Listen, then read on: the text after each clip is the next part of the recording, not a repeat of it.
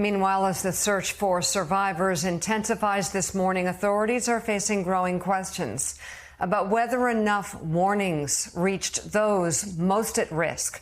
Let's bring in NBC News correspondent Ryan Chandler live from Kerrville, Texas. Ryan, what are you learning? Well, at this stage in the search for so many families, the anguish for these people is turning to anger. Calls for accountability. How did this happen? Why was it so bad? Could people have been saved? It is clear that forecasts seem to not have predicted the danger coming downriver. This morning, as the deadly floodwaters in parts of central Texas recede, growing questions about how the catastrophic rainfall seemingly caught this town by surprise. Nobody saw this coming. Before dawn on Friday, authorities say the Guadalupe River in Kerr County rose 26 feet in just 45 minutes. We know that everybody wants more warning time. Some local officials say the National Weather Service underestimated the extreme rain.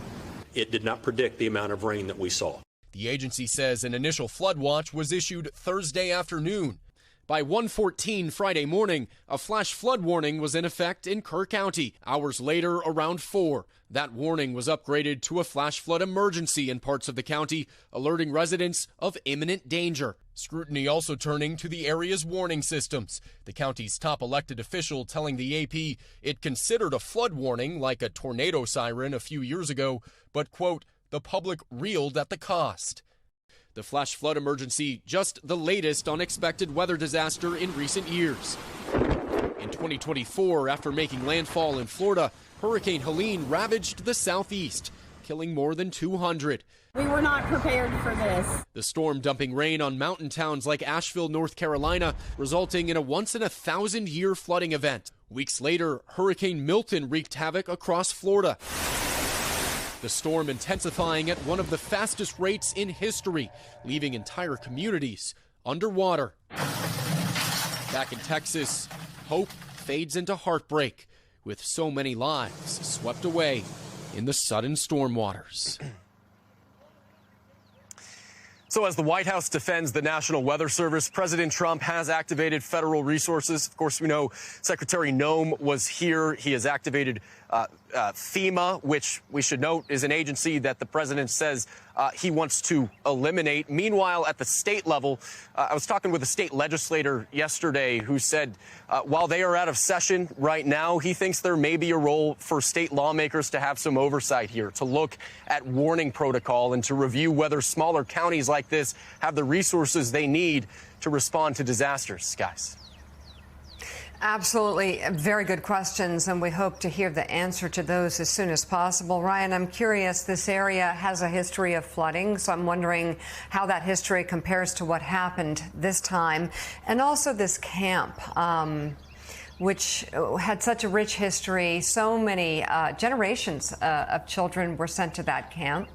And for many of the little girls there, it's their first experience away from home. And one of the experiences you have in camp is you don't bring a phone, you don't have contact, you learn to live out on your own. It just seems unbelievably agonizing and horrific for all the families involved. Where were these cabins compared to the Guadalupe River that flooded so terribly? It's a good question, and we haven't been able to lay eyes ourselves on the camp. But I'll tell you, I haven't shared this before. I was speaking with some of the staff members from Camp Mystic last night.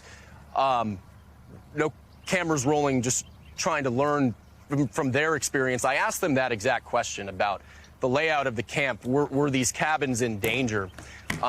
They were not right on the banks of the river. They were several hundred feet away, they described. That gives you an idea for just how high this river rose. And you brought up a great point about the history of flooding here.